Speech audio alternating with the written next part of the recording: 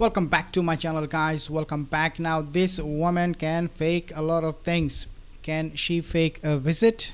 Who knows? So we'll be discussing about that in this video. Before I move on, guys, if you're not subscribed to my channel, consider subscribing. Hit the like and also leave a comment because I love to read those comments coming in. Let's talk about this particular reporting and this article that I found, and then I will give you my own opinion. They are now claiming, and this came also as a video on YouTube, and they are saying that this visit was faked. So let's see what is their reason to believe that this visit never happened. So logistical impossibility. Royal commentator argue that the timeline makes the alleged meeting impossible. Timeline, okay, because Harry was reportedly at an Invictus Games event in Birmingham, while King Charles had a separate engagement at the Harwell campus in the afternoon. Okay, so yeah, that sounds about right, because the king did have an engagement, but it is also possible, if you think about this, that he will cut short that engagement and meet Harry. I can conclude by saying one thing for sure: the meeting was absolutely short. I would give it maximum 5 to 10 minutes. Okay, that's about it. He wanted to see the kids, the surrogate invisible children that Meghan and Harry brought with them, if the meeting happened, if the visit happened.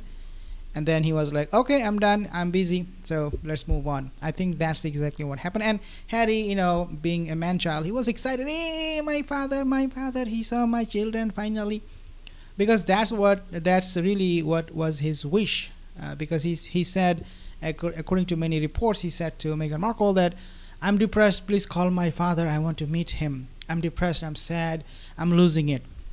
So Meghan picked up the phone and told the king that, hey, your son is very depressed, he wants to meet you, according to, again, one source. So that's how the meeting took place, according to that source.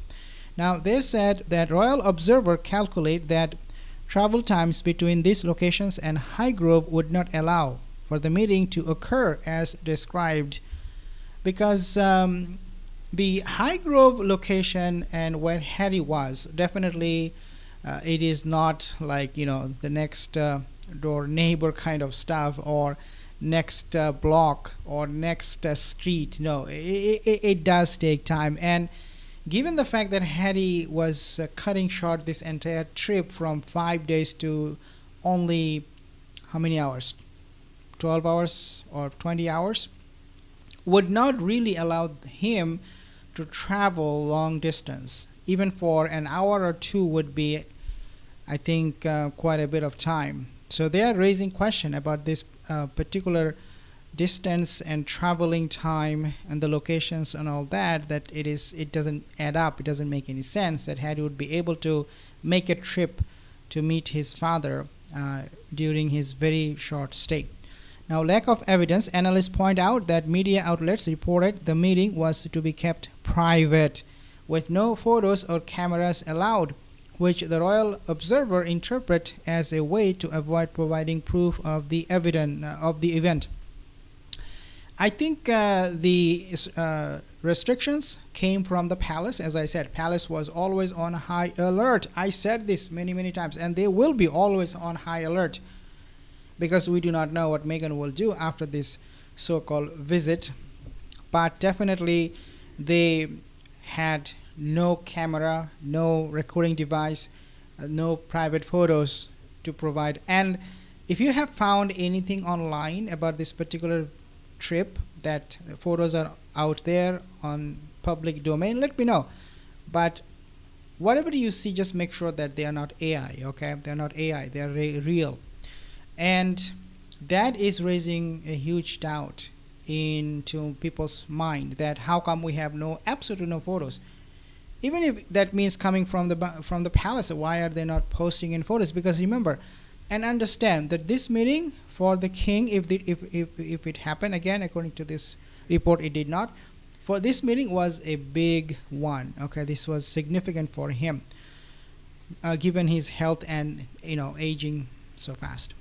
Coordinated narrative. Royal commentator claimed that news organizations reported the same story simultaneously, suggesting a coordinated effort by the palace to push a specific potentially misleading narrative. So, coordinated effort reports the same story simultaneously. I mean, what does it tell us? Well, when Meghan gave birth to, Archie gave birth, there was no media allowed. So people are still confused and very suspicious whether she actually gave birth to Archie or not. She banned media. And then, of course, Queen Elizabeth was not happy about it because there had to have some photos, but none. No photos, no evidence. Same situation. Something is going on. Something fishy is going on, for sure. The media, they spin this story at the same time without really any proof. They all came, jump in with this story covering, like they were almost rushing to cover this story. So they are saying that to push a specific potentially misleading narrative. Skepticism of palace sources. Royal commentator express deep distrust toward information coming from palace sources, quote unquote, and argues that these stories are distractions from other controversies involving the couple. The couple is always controversial, there is no doubt. And their visit to the palace, I don't know. Would it make look the palace weak or the king weak? How the whole PR will play out. If the palace looks weak and they are not able to handle this kind of event, why would they publish fake news? I don't think the palace did anything. I think it is coming. I don't know. It is so doubtful, the whole thing. Analysts conclude that the meeting likely never occurred, characterizing the reports as a partial story and a circus designed to manipulate public perception. They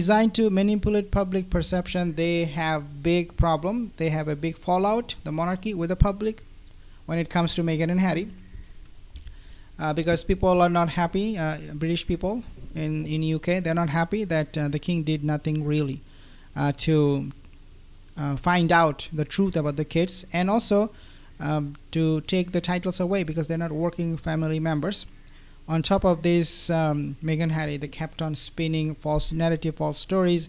Meghan kept on using royal brands, titles for her own business ventures, which should not be, because the Sandringham agreement prohibit that kind of usage of royal property or royal titles for business venture purposes. Take a listen at this one, very interesting.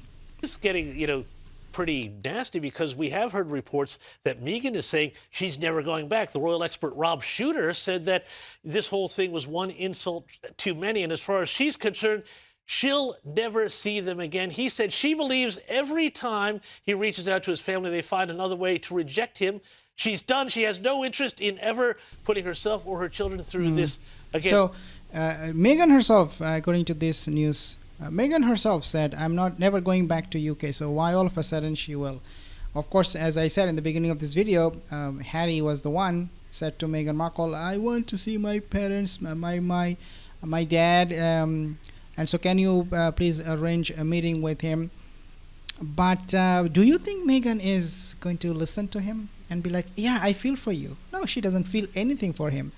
If she felt anything for him, she would have been gone from his life. That would be the best thing she could do.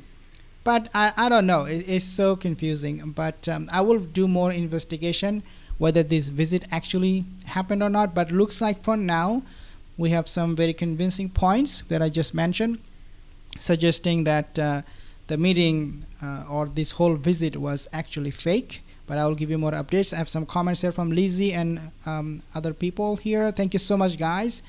Ladies and gentlemen, leave a comment, and see you in the next video. Have a wonderful day.